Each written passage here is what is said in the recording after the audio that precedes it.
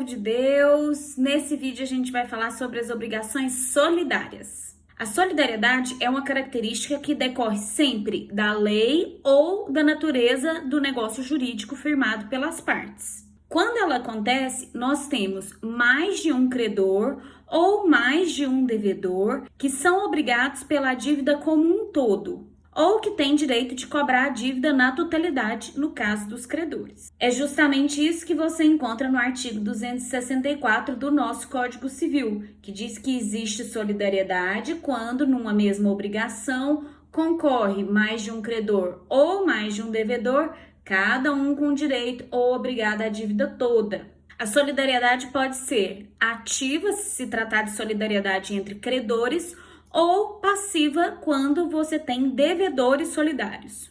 Mas em todo caso, anota uma coisa no seu coração: solidariedade não se presume. Ela resulta da lei ou da vontade das partes.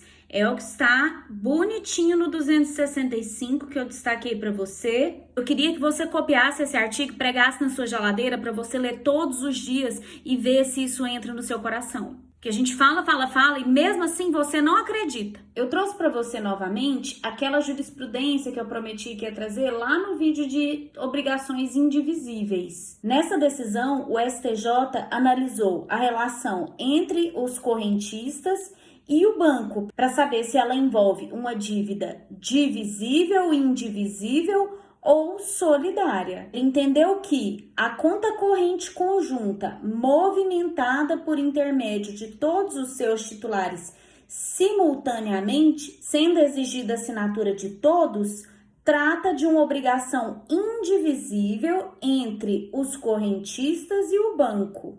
Mas, se cada correntista pode movimentar sozinho a totalidade dos fundos disponíveis, sem precisar necessariamente da assinatura do outro ou dos outros correntistas, nós temos uma obrigação solidária. E perceba, os próprios julgadores entenderam que na conta conjunta solidária prevalece o princípio da solidariedade ativa e passiva apenas em relação ao banco, porque a gente não pode presumir solidariedade em razão do disposto no artigo 265. Solidariedade não se presume. Com base nisso, evitou-se a constrição de valores superiores àqueles que pertenceriam a um dos proprietários da conta corrente. Então, se eu tenho uma conta corrente conjunta com você, entende-se que metade do valor é seu e metade do valor é meu. Se eu devo para alguém e essa pessoa entra na justiça para pegar o valor que está depositado lá,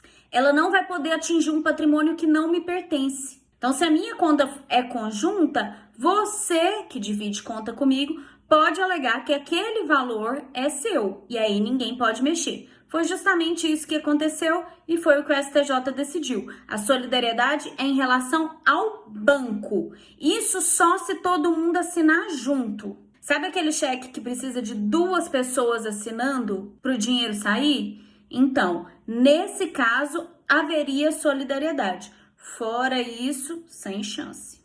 Porque solidariedade não se presume, decorre da lei ou da vontade das partes. Amém?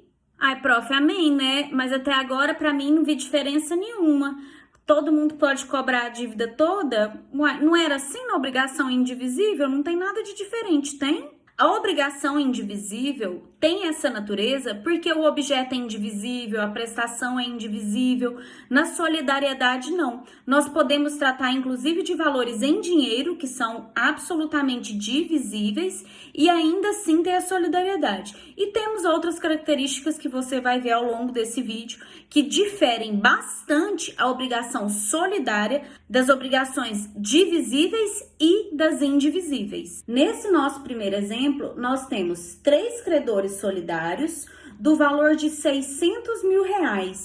Pelo 267, cada credor pode cobrar do devedor a dívida por inteiro. Quando ele fala cobrar, nesse caso, não é ficar lá ligando para a pessoa para ela pagar, não. Cobrar é ir a juízo para cobrar. Se a obrigação fosse indivisível, como era o caso da nossa história do barco, os credores podem cobrar a dívida toda enquanto ela é indivisível e existe a formalidade para o devedor pagar. Ou ele paga para todo mundo de uma vez, ou ele paga para um e pega a caução de ratificação dos outros credores. No caso de obrigação solidária com solidariedade ativa, essa história da caução de ratificação não existe. Então, se o devedor quiser pagar, ele paga e não precisa de caução de ratificação.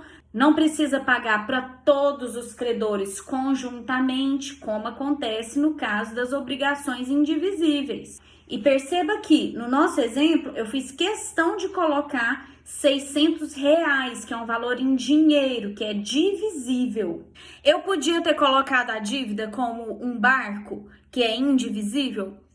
Claro que eu podia, mas eu preciso que você tenha muito clara para você essa diferença entre divisibilidade e solidariedade. A divisibilidade ou indivisibilidade depende da natureza da prestação e a solidariedade depende da lei ou da vontade estabelecida pelas partes. Se o objeto é divisível ou indivisível, pouco importa. O Mickey resolve pagar a dívida e entrega todo o dinheiro para o Simba. Ele pode fazer isso porque todos os credores têm direito de exigir o cumprimento da prestação por inteiro. E se não tiver demanda em juízo, ele pode pagar para quem ele quiser. Deve R$600, pagou R$600, beleza, a dívida está extinta até esse valor. Se ele tivesse pago R$400, a dívida seria extinta até o montante que foi pago, R$400. É isso que está falando aí o 269. Enquanto houver dívida, mantém-se a solidariedade. Enquanto houver a obrigação, ela mantém-se solidária. No caso de solidariedade passiva, o credor pode cobrar de qualquer um dos devedores solidários a dívida toda. E se um dos devedores resolver pagar um pedaço da dívida, os outros continuam obrigados pelo restante. No nosso próximo exemplo, a gente tem 3 devedores solidários, a Elsa, o Goku e a Docinho, que são obrigados por uma dívida de R$600. No caso, essa é uma dívida que decorre de estipulação legal. Trata-se de um caso de poluição sonora. E poluição sonora, como você sabe, é dano ambiental. E o dano ambiental na esfera civil é solidário, integral, não aceita qualquer excludente. Por isso eu coloquei a Elsa, o Goku e a Docinho como devedores solidários de uma dívida de R$600 perante o Pikachu, que pode cobrar a dívida toda de qualquer devedor. Se ele quiser perseguir em juízo o recebimento desse valor perante a Elsa, ele vai. Se ele quiser ir só ao Goku, ele vai quem ele quiser. Outro bom exemplo de solidariedade decorrente de lei são as ações que envolvem direito do consumidor. Os fornecedores de produtos e serviços são solidários de acordo com o Código de Defesa do Consumidor. Por isso, se você compra um aparelho de TV com defeito, você pode ir atrás da loja que te vendeu, da marca, da fábrica. Todas as pessoas físicas e jurídicas que estão na cadeia de distribuição daquele produto são solidariamente responsáveis. Qualquer uma delas que você acionar em juízo é essa mesmo. Se a pessoa não tiver nada com essa história, ela que se resolva para lá depois. Você, consumidor, consumidora, é o hipossuficiente, a hipossuficiente, então você não tem nada com isso. Você está dentro do seu direito. O Pikachu pode cobrar a dívida toda de qualquer devedor. E se houver pagamento parcial, enquanto pagamento. E no caso de pagamento parcial, enquanto não pagar tudinho, não se extingue a obrigação nem a solidariedade. De acordo com o parágrafo único do 275, mesmo que o Pikachu resolva perseguir em juízo somente um dos devedores solidários, ele não renuncia à solidariedade. A situação permanece a mesma até o pagamento integral da dívida ou qualquer outra coisa, né? Um acordo, sei lá o que eles vão fazer. Uma das diferenças mais marcantes entre as obrigações indivisíveis e as obrigações solidárias consiste no que acontece quando existe a conversão da obrigação em perdas e danos. Então, imagine que em todas essas obrigações eu estivesse tratando da história do barco. Se a obrigação era indivisível, ela passa a ser divisível e pronto, eu resolvo muito facilmente esse problema. Eu vejo quanto cada um deve, pronto, beleza. Se a obrigação é solidária e ela é convertida em perdas e danos, eu continuo mantendo a solidariedade.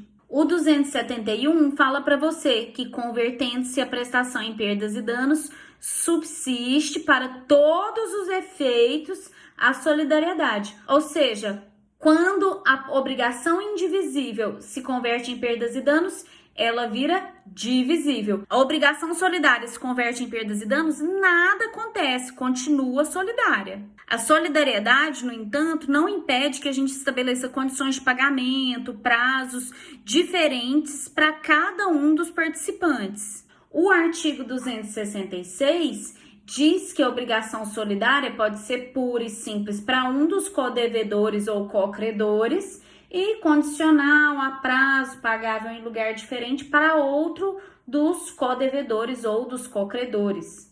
No nosso exemplo, o Pikachu estabeleceu que a Elsa vai pagar em 10 vezes. Já a Docinho tem uma obrigação portável, porque ela vai pagar no domicílio do credor. E o Goku tem uma condição para ele poder pagar, que é conseguir um emprego. Só para você não ficar muito perdido, eu trouxe o artigo 327, que trata do lugar do pagamento das obrigações. Em regra, o pagamento acontece no domicílio do devedor. Claro que as partes podem estabelecer uma coisa diferente entre elas. Elas podem convencionar algo que seja mais adequado à situação em que elas se encontrem. E se houver mais de dois ou mais lugares, o credor pode escolher onde vai acontecer o pagamento. Quando o pagamento acontece no domicílio do devedor, a gente fala que é uma dívida quesível. Se fosse o contrário, o pagamento acontecendo no domicílio do credor, aí a gente fala que é uma dívida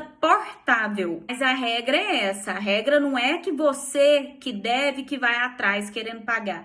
É o credor que vem atrás de você querendo receber. Por isso que eu coloquei o seu barriga, que é para você lembrar que essa é a regra. O credor vai lá no devedor, onde que ele mora, para receber, entendeu? Só para você lembrar disso. Eu trouxe para você mais um exemplo de solidariedade prevista em lei, que está lá na lei do cheque. Quando você avaliza alguém colocando a sua assinatura no anverso, ou seja, na parte de trás do cheque, você se obriga pela dívida da mesma maneira que o avaliado. Se obrigar pela dívida da mesma maneira é ser solidário com ele. Então, aval é um caso de obrigação solidária. Fiança não. Fiança, em regra, tem um benefício de ordem. Tem que cobrar primeiro do devedor para depois cobrar de você. Mas é em regra. As pessoas podem prever coisas diferentes no contrato. Então, se você ganhar um convite para ser fiador, não fica alegrinho achando que você não vai ter que pagar, não. Porque o negócio é sério. Prof, eu já tô ficando com medo desse negócio de obrigações solidárias. Eu quero saber como é que faz para pagar esse negócio já. Se você é devedor e você tem co-devedores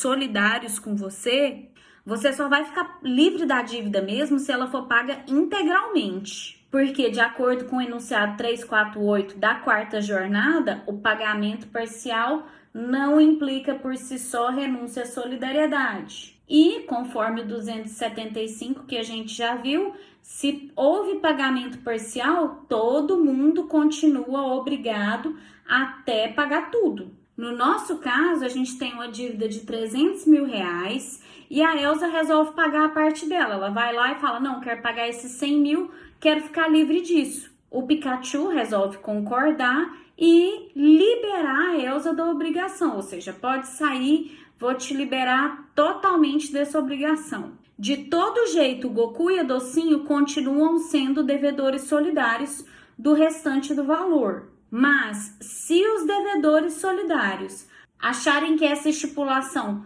prejudica a posição inicial deles, é necessário pegar o consentimento dos demais devedores para que essa estipulação entre a Elsa e o Pikachu se concretize. No caso a Docinho, eu acho que isso vai ser ruim para ela. E pode ser ruim mesmo, porque vai que um dos codevedores era insolvente ou fica reduzida a situação de insolvência e aí a Elsa já saiu da obrigação e isso vira um problemão. Se a Elsa pagar parcialmente, ela paga 50 mil e aí ela quer estabelecer um parcelamento com o credor, pode fazer isso. Mas, conforme o artigo 277, o pagamento parcial e o perdão de dívidas, né, a remissão, só aproveitam aos codevedores até o limite do valor pago. Então, ela pagou 50, falta 250. E, como não poderia deixar de ser, entre o povo do direito começam os ICs. E se alguém morrer no meio dessa história? No primeiro caso, a gente tem a morte de um dos credores solidários. Olha aí, o Mickey é devedor de 450 mil reais para 3 credores solidários, o Simba, o Tom e o Homer Simpson. Idealmente, cada um desses credores vai receber 150 mil reais. Claro que cada um desses pode cobrar a dívida toda, porque eles são solidários. Só que quando o Homer morre, ele deixa os herdeiros dele. E a gente não sabe como os herdeiros vão resolver entre eles a realização dessa cobrança. Se o Homer Simpson ia receber 150 mil e ele tem 3 herdeiros, então, matematicamente falando, cada herdeiro tem direito de receber 50 mil reais. Mas eu não posso presumir a solidariedade entre esses herdeiros e os credores originais, porque solidariedade não se presume, né? Então, os herdeiros podem fazer 2 coisas. A primeira, eles podem se juntar e cobrar em nome do espólio, ou seja, em nome do Homer Simpson. E aí, como eles estão agindo em nome do pai, eles podem cobrar os 450 mil reais. Claro que depois eles vão ter que passar a parte dos outros 2 credores para eles, né? Então, tem que passar os 150 mil do Tom e os 150 mil do Simba. Mas, se os irmãos não se entendem e eles acham que está errado, muito errado, cada um quer receber só o seu mesmo. Aí o Bart vira e fala assim, não, Lisa, eu não gostei do seu advogado, a Lisa também não gostou do advogado do outro, a Meg também fala, não, essa advogada é muito ruim, eu quero cobrar com a minha, vou perseguir o meu direito em juízo sozinha. Cada herdeiro pode fazer a cobrança isolada, cada herdeiro pode perseguir seu próprio direito em juízo. Só que, nesse caso, cada um deles vai poder colocar lá só o valor de 50 mil reais, que é o valor da cota do crédito que corresponde ao quinhão hereditário, porque cada herdeiro tem direito a 1/3 da herança. Essa figura jurídica a gente chama de refração do crédito, porque o credor tinha um valor a receber de 450 mil reais, enquanto credor solidário, e quando a gente muda de patamar para os herdeiros dele, o crédito muda também e se alteram as possibilidades de cobrança. Se acontecer a morte de um devedor solidário, a gente tem uma figura muito parecida, que é a refração do débito. Então, nós temos os nossos 3 devedores solidários de 300 mil reais. A Elsa morre e deixa 2 herdeiros, que é a Ana, irmã dela, e o Olaf. O Pikachu pode cobrar dos herdeiros da Elsa como seus representantes, e aí ele pode cobrar a dívida toda, porque ele vai cobrar do espólio da Elsa. A Ana e o Olaf são só representantes da falecida. Ou ele pode pensar assim, ah, não, esse negócio de cobrar do espólio vai dar muito trabalho, esse trem vai demorar demais, eu vou cobrar de cada um isoladamente. Então, ele vai perseguir o direito dele em juízo por meio de cobrança isolada. Aí ele cobra 50 mil do Olaf e 50 mil da Ana. Percebe? Quando a Elsa morre, existe uma alteração no tipo de cobrança possível com relação àquele débito. É o que a gente chama de refração do débito. Você que lembra de alguma coisa de física, refração é aquele negócio que a luz se desloca, quando você aponta um laser dentro da piscina e a luz se desloca, você lembra disso? Quando o povo do direito resolve inventar esses nomes, só dá isso, gente. Não tô dizendo que é criativo, que é legal, tá? mas esse você tem que saber. Outro ponto interessante é a remissão, o perdão das dívidas que é feito por credor solidário. Então, nós temos 3 credores de uma obrigação solidária no valor de R$300 mil. Cada um deles pode cobrar a dívida toda, mas o Kiko resolve perdoar a parte dele. Então ele vira para Chiquinho e fala assim: não, a minha parte você não precisa pagar não, os meus 100 mil você não precisa pagar não, eu te perdoo. Como cada um tem direito de receber a dívida toda, o Kiko passa a ficar no lugar da Chiquinha. O 272 estabelece que o credor que tiver remitido a dívida ou recebido o pagamento responde aos outros pela parte que lhes caiba. Ou seja, se o Kiko recebe o valor ou se ele perdoa esse valor de 100 mil reais, ele fica no lugar dela por conta desses 100 mil reais. A menos que os outros queiram perdoar também, o Kiko passa a dever 100 mil para os outros credores e a dívida continua existindo entre a Chiquinha e os demais credores também. Só que agora ela deve 200 mil para o Chaves e para o seu Madruga. Os artigos 273 e 274 falam na inoponibilidade das exceções pessoais perante os credores solidários. As exceções são as possibilidades de defesa do devedor perante os seus credores. De acordo com o 273, o devedor não pode utilizar como matéria de defesa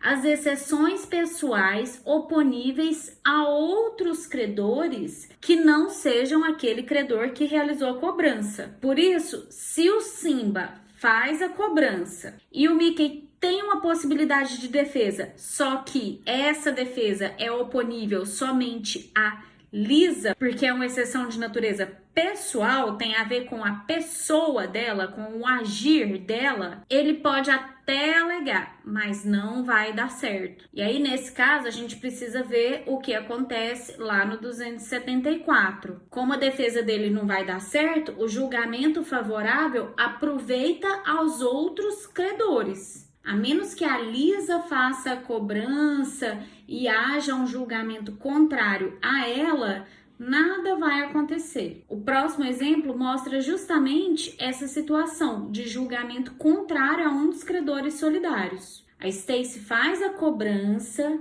o julgamento é contrário à credora solidária, porque realmente ela é menor de idade, mas mesmo assim, esse julgamento contrário não atinge os demais, porque é uma questão pessoal da Stacy lá, o fato de ela ser menor. Nada impede que outras questões sejam discutidas no caso concreto. Por exemplo, a ciência a respeito dessa situação pessoal da Stacy e o fato de os outros credores terem se aproveitado disso. Mas são defesas oponíveis aos outros credores de modo específico. E isso vai ter que ser analisado no caso concreto. Claro que se eu estou advogando para a Lisa, por exemplo, eu vou fazer de tudo para jogar toda a situação nas costas da Stacy. Não tem nada com isso, porque quanto mais eu desloco essa exceção para a Stacy, mais chance eu tenho de receber. Já o artigo 281 trata da oponibilidade das exceções pessoais e comuns pelos devedores solidários. De acordo com esse artigo, o devedor pode oferecer tanto as matérias de defesas que forem pessoais dele, quanto as matérias que forem comuns. Exemplo de matéria comum é essa oferecida aí pelo Goku. Ele fala que ele não vai pagar porque a dívida já está paga ou porque a dívida já está prescrita. Isso é uma matéria comum. A Elsa resolve oferecer como matéria de defesa uma exceção pessoal. Ela fala que ela não vai pagar porque foi coagida. Pode fazer isso? Tranquilamente. O que não pode é o que a Docinho tá tentando fazer aí, olha. Diz que não vai pagar porque a Elsa foi coagida. As exceções pessoais de outro co-devedor, ela não pode oferecer. O nosso último exemplo trata da renúncia à solidariedade.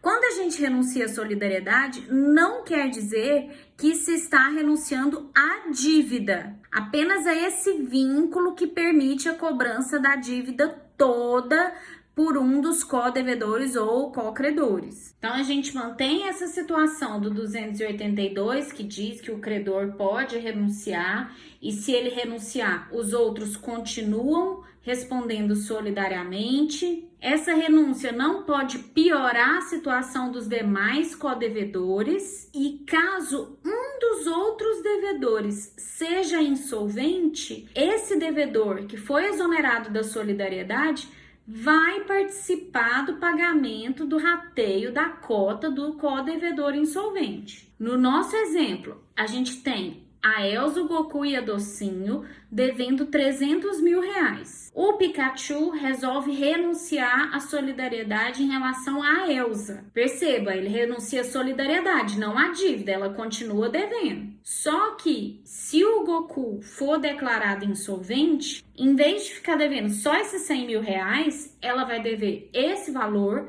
mais a metade daquilo que o Goku deveria pagar. Porque os devedores solidários têm que ratear, eles têm que dividir a cota do devedor insolvente, aquele que faliu, não conseguiu pagar.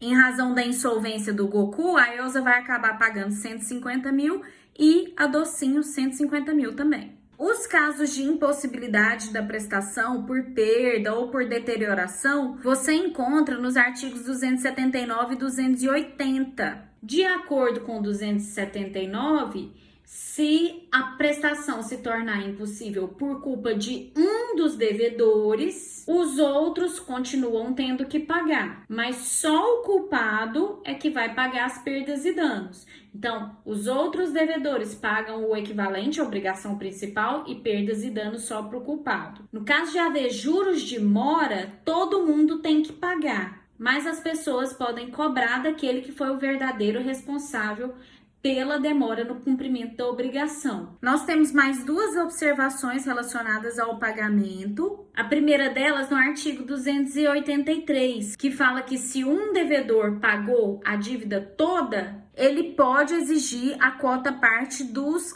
demais devedores. Então, no caso, a gente tinha a Elsa, o Goku e a Docinho. A Elsa vai lá e paga os 300 mil. Então, ela pode exigir a cota parte de cada um dos outros devedores, o que vai dar 100 mil da Docinho, 100 mil do Goku. Só que essa obrigação existente entre a Elsa, a Docinho e o Goku não é uma obrigação solidária mais, a menos que haja lei ou contrato entre as partes, porque solidariedade não se presume. Se a dívida fosse decorrente de um caso de aval, por exemplo, em que um dos devedores tem um interesse maior no pagamento da dívida, porque ele foi o avalizado pelos demais devedores. E aí esse devedor, que é o mais responsável, vai lá e paga. Nesse caso, os avalistas não podem cobrar o dinheiro dele não, viu? E se um dos avalistas pagou, ele tem 3, por exemplo, um dos avalistas pagou, ele não pode cobrar o valor dos outros avalistas. Ele só pode cobrar do interessado, do principal interessado que existe na obrigação, porque solidariedade não se presume. É isso que tá aí, mais ou menos, no 285. Lembrando ainda que tem um artigo lá pra frente, o 333, meio perdido, que fala que o vencimento antecipado de uma dívida, de um devedor solidário, não se estende aos demais. O vencimento antecipado acontece, por exemplo, assim: a Elsa parcela em 10 vezes.